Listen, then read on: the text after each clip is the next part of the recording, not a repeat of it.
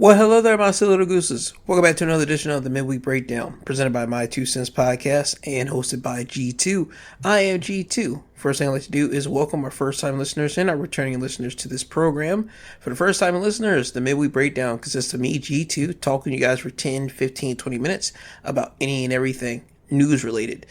Certain episodes will be serious episodes. Certain episodes won't be so serious. Certain episodes will be covering a variety of different news topics.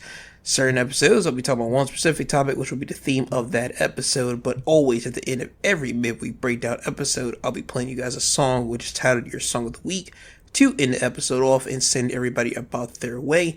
Today, I'll be talking about a variety of different topics. The first two I have to talk about are, unfortunately, life-ending news stories. First one is a story about a B-52 bomber that crashed Monday.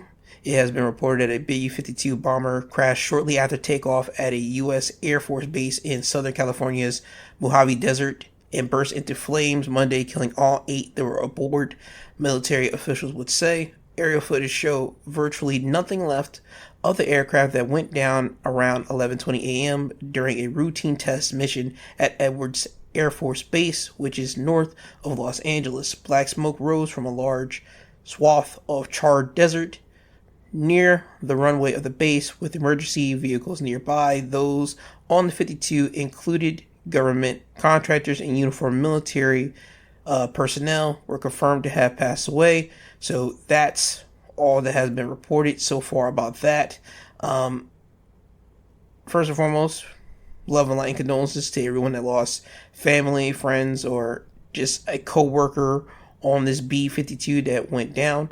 From my understanding, because I don't know much about this type of stuff, a B-52 is something that they used in 1955 that carried weapons.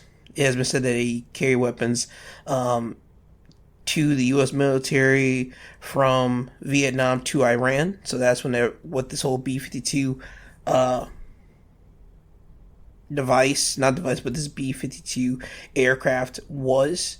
And apparently in this test model here, this was to test the newest updated version of this B-52. It said that this B-52 had a new modernized radar system, and they were testing this out to conduct a ground and flight test activities on the aircraft throughout 2026 to feed a production decision, the Air Force said in a 2025 news release. So they were just doing a quick test of this, and as you can tell, the test didn't go right, and there's more to be looked into this. They're going to be investigating this to really kind of understand exactly what went down completely, but love and light and condolences to everyone that did lose their life once again to this B-52 bomber crashing. And once we have more information about it, I'll bring it back to this podcast and talk about it. But again, love and light and condolences to everyone that lost their life on that. And another sad situation that happened Sunday involved 2 helicopters colliding into one another, and this happened in Brazil. NBC will talk about it, and the reason why it was of importance and how it made news like this was because of a singer that was on there, Oliver Tree. He was involved in this helicopter crash. He was along with 6 other passengers in the deadly crash in Brazil. His father learned of his death from a producer in Brazil who was working with Oliver Tree at the time. He will put out that peace be with Oliver. The family has no comments. It was said that firefighters said 2 helicopters collided over Rio de Janeiro and crashed into the city's western zone. Tree's name was on the list of passengers handed to aviation authorities, but they have not yet been able to identify any of the bodies, police said.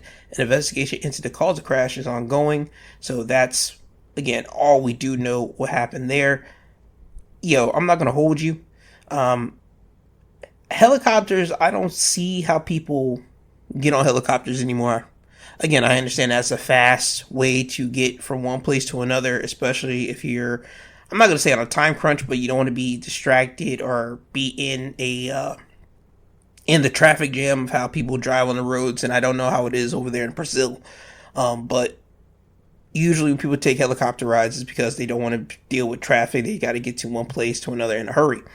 And I get that, but me being who I am and me having thought about, again, we know about the Kobe Bryant situation. That was a helicopter incident that went completely wrong.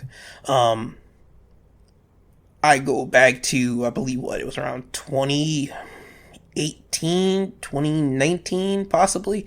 Shane McMahon, he was involved in a helicopter crash that went down in the water. And again, no one, I don't believe, got hurt in that. I know Shane was a little bit banged up, but he came out on the other end.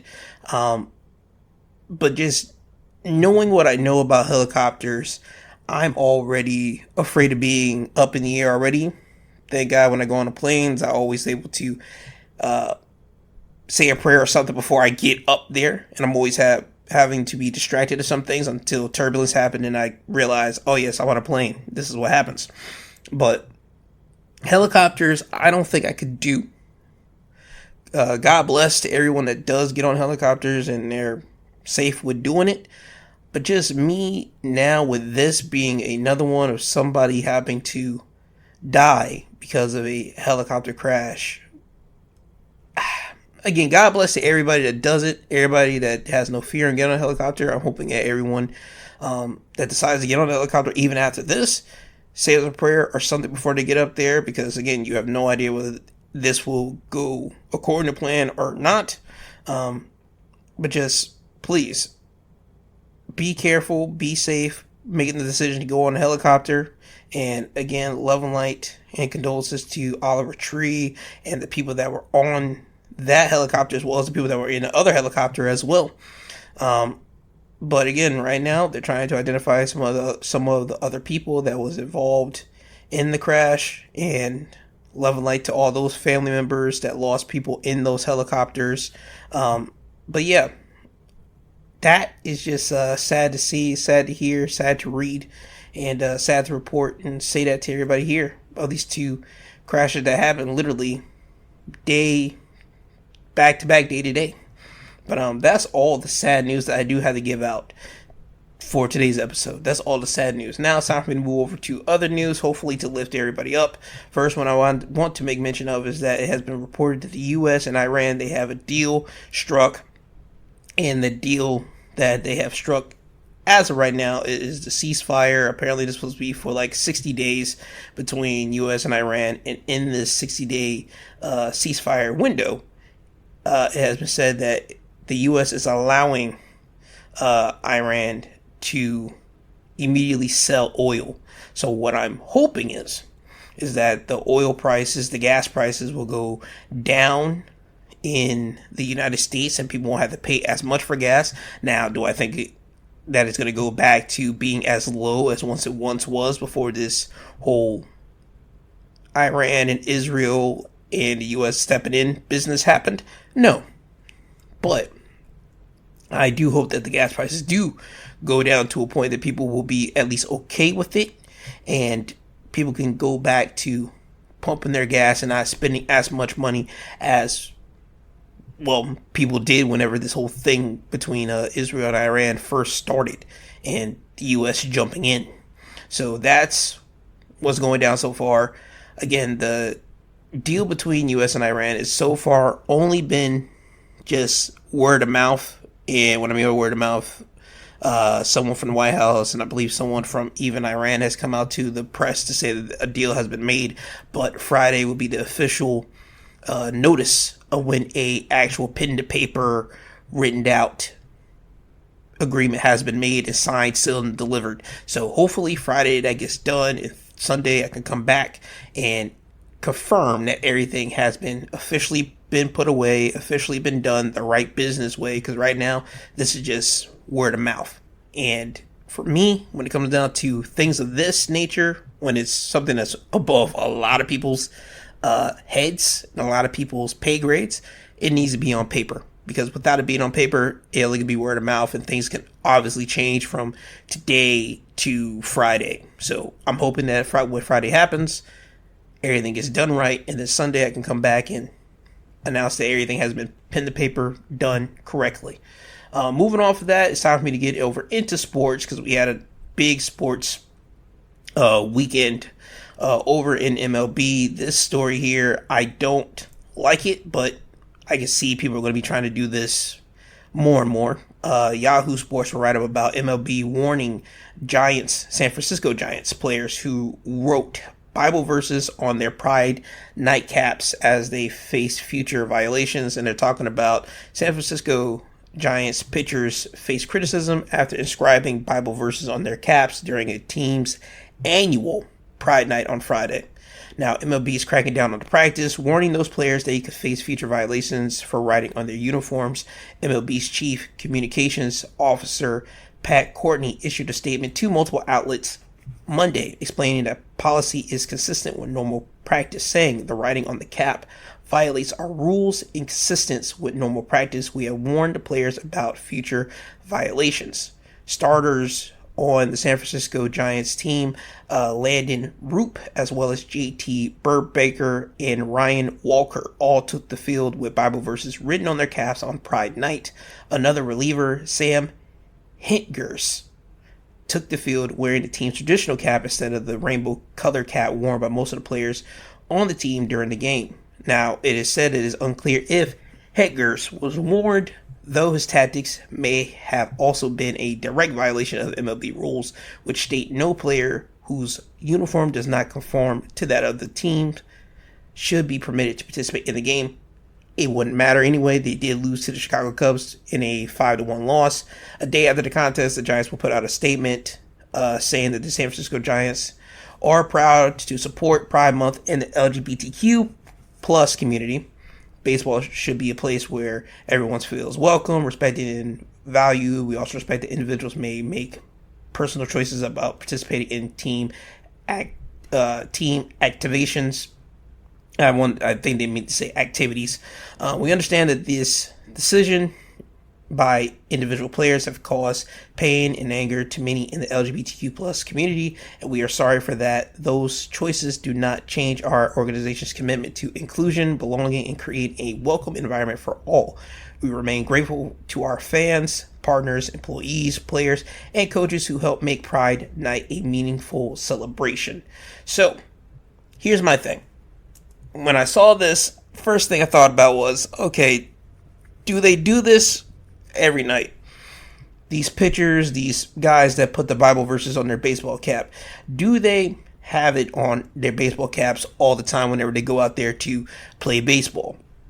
When I saw the cap of the San Francisco Giants, as I said, baseball cap, and it's literally just a regular baseball cap, but their logo is literally just the LGBTQ plus flag colors on it. You saw like some Bible verses literally just written out. It wasn't even like stitched in. It's like they literally took probably chalk or something and written it out on their baseball cap. So that let me know, nope, that's not an everyday activity that they do on the baseball field.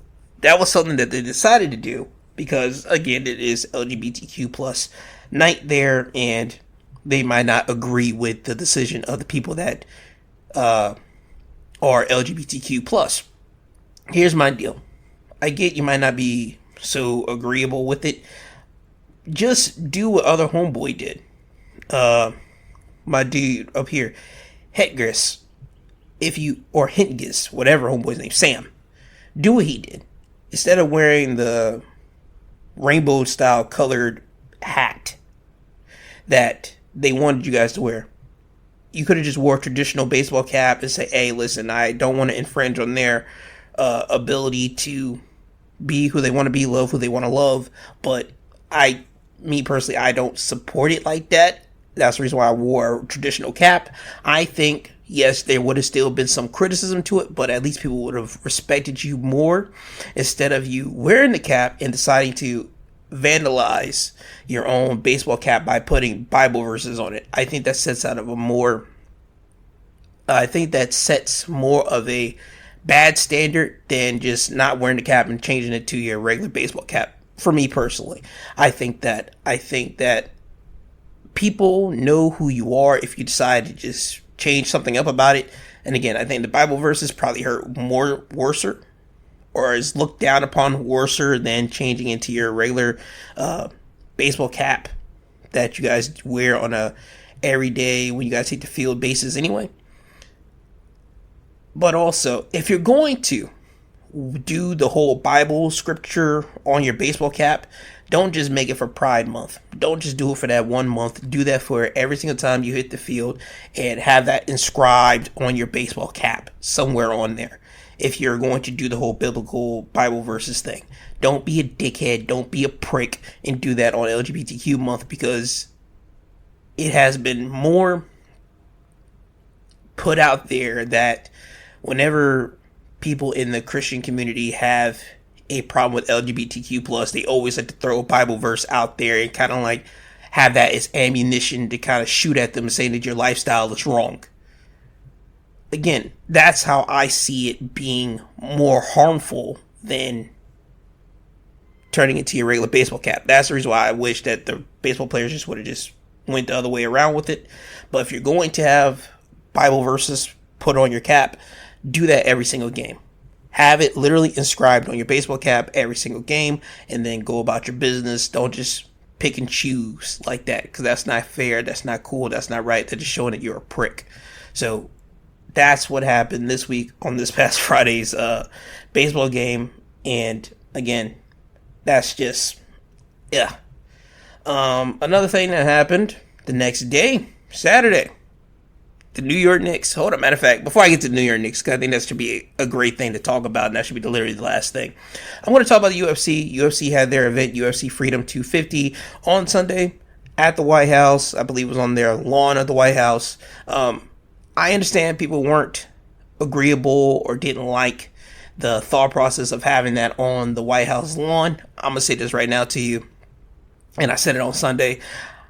I wouldn't have thought that it was going to happen, but since it actually did happen, I gotta give Dana White and the rest of the UFC a pat on the back, because they were able to do something that no one was actually able to do beforehand, and have their type of sporting event on the White House lawn.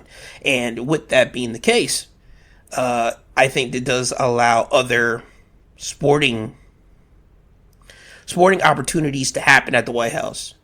I said this to someone that couldn't believe that they actually had that event at the White House. They thought it was just a gimmick or a hoax. I said, with the UFC doing this, it now allows different avenues for different other sporting events now to happen at the White House. Think about it. I could see probably with another president coming up, whether it be Republican or Democrat, because again, I don't think someone else might do it under Trump's term, but if they do, I could see another sporting event wanting to happen at the White House, because now you have presidents doing it there, because the UFC did it. I can see basketball being there, because if I'm not mistaken, I think the White House probably does have a basketball hoop or thing there somewhere. Maybe. If not, they can make one, and it won't be that hard for them to do. Okay? So I can see the NBA probably wanting to do something like that. I can see football probably wanting to have a game at the White House lawn or somewhere next to the White House. I can see them in the distant future, or probably not even distant, but somewhat close future, to want to have a game at the White House. I mean, with UFC Freedom 250 doing that, it does open up different avenues for people to now go to the White House and play their sport, instead of just, okay, your team or whoever it was won their organization's biggest trophy, their biggest championship. They get an invitation to the White House and they just come to the White House. I can see now the organizations themselves probably wanting to get in the position to talk to presidents in the future to probably have their games to be played there. Again, that's just me just throwing it out there, because UFC did it, so there is some precedence to sports or some type of activity being there now. So that's one. Two, the event did allow you to see what the White House does look like in certain spots, because certain not going to say certain fighters, all the fighters, whenever they were making their way out to the octagon, they all had to enter out a different position of the White House. And for someone that might not have the money, or someone that might not even care truly to know what the White House looked like on the inside, you got to see it, because people have only showed you photographs or might even see videos of what the White House looked like on the outside, and maybe even partially from on the inside. This gave you a nice look about what it looked like on the inside when you saw the fighters walking from either, I believe it was Justin Gaethje. He walked literally from the Oval Office down a path that walked past presidents' faces that were on the wall that was hanged up to walk down. Other people had other positions, but again, it showed a nice inside view of what different parts of the White House look like. And I will say, congratulations to them, because again, you got to see what the inside of the White House looked like. You got that nice visual representation. And again, for someone that might not care about it, it does open up everybody's eyes to say, oh snap, that's what the inside of it looks like. Okay, that's cool. Because I know it did for me. And me personally, I don't pretty much care about the White House like that. But I will say, it was a nice, cool look to see what's inside of it. And nevertheless, the fighting of the UFC. It said this is the first time that every fight on the card ended in I believe a KO or TKO. I didn't see the first fight. I saw every fight after the first one. And everybody did their job. I know there's only going to be one thing that everybody's going to be poking at after the whole UFC Freedom 250 card was homeboy Hokit. He said something bad about Michelle Obama. I think that was distasteful. I think that was disrespectful. I'm glad that Dana White did say that he does not support what homeboy said at all. He says that he understands that he has free speech and he appreciates free speech, but he does not approve of what Hokit said at all. But will that be a penalization for Hokit? No. Hokik is not going to get penalized. He is now, I believe, 10-0 in the heavyweight division. What that fighter is trying to do, by the way, he is doing a Floyd Mayweather professional wrestling type of deal. He's doing a caricature. He wants people to be interested in him by all the controversial things that he is saying. And then people will hopefully want to see him get knocked out, lose, or tap out, get an arm broken, leg broken, something like that. So he's just trying to pat his pocket by being a controversial figure in the sport of UFC. And right now it's working for him. We'll see whenever he does get himself knocked out or get tapped out or broken up. We'll just have to wait and see. But UFC 250, great event. I would say if you haven't seen it yet and you just want to dip your toe into the UFC, I would say just watch the event. It's on Paramount Plus. Again, not an ad, just me telling you exactly where it's at. And just have fun. Go watch it. Yes, last thing. New York Knicks. They did it. They are now your NBA champions, 2025-2026 champions. Congratulations to New York Knicks. They won Game 5 Saturday, 4-1. And, man, to see the support that the Knicks got, to see the New York and how they went about their night that night, because I saw the aftermath of it on Instagram and Reels and all this type of stuff. Everybody did what they were supposed to do. They went out there. They act like New Yorkers. I saw people standing on top of bus stops. I'm pretty sure a bus probably did get lit on fire or something got lit on fire. I knew that. People were climbing up fire poles.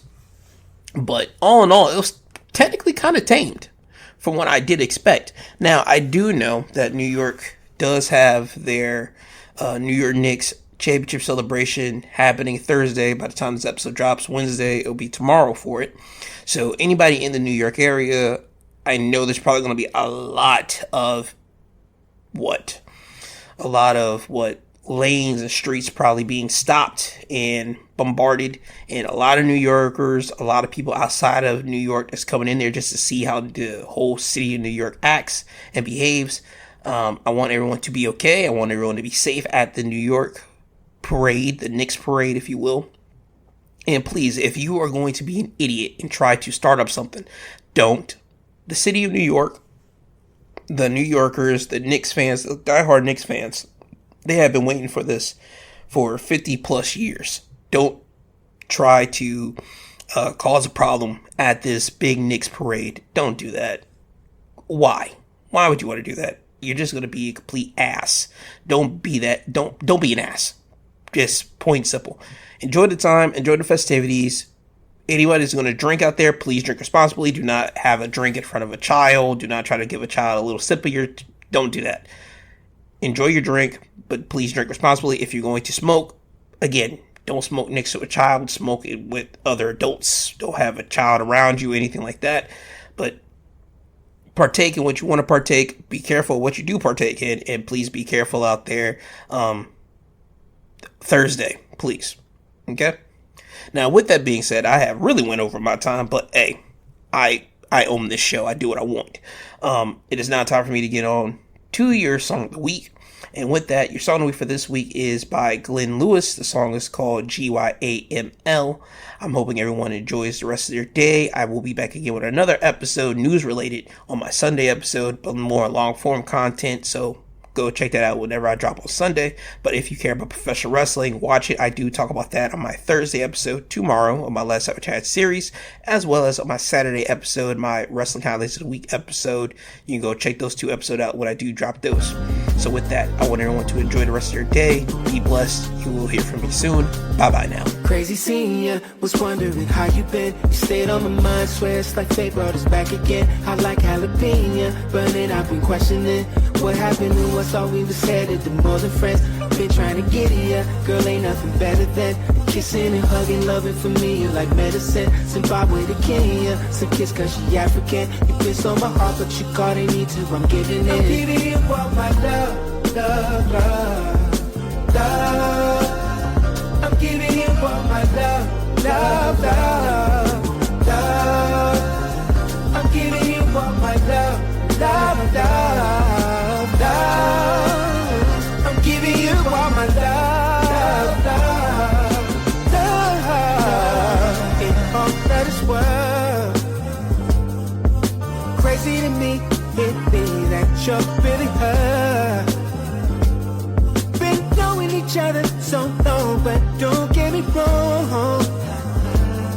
How easy for me, it felt like nobody else. We got so much in common, it's kind of funny that we didn't see it. But naturally, times we would be, I shouldn't be surprised if we would end up here together. And I'm giving my love to you. I'm giving you all my love, love, love, love, love. I'm giving you all my love, giving you all my love. I'm giving you all my love, giving you all love. I'm giving you all my love, love, love.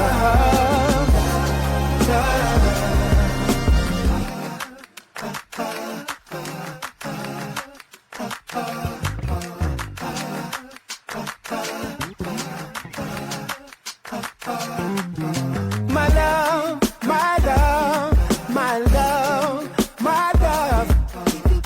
Give you my love, my love. I just wanna give you love, my love, baby. I just wanna give you love, love, oh, oh, oh. I'm giving you all my love, love, love, oh, love. I'm giving you all my love. I'm giving love, you all my love. Oh, I'm giving you my love, love, love, love. I'm giving you all my love.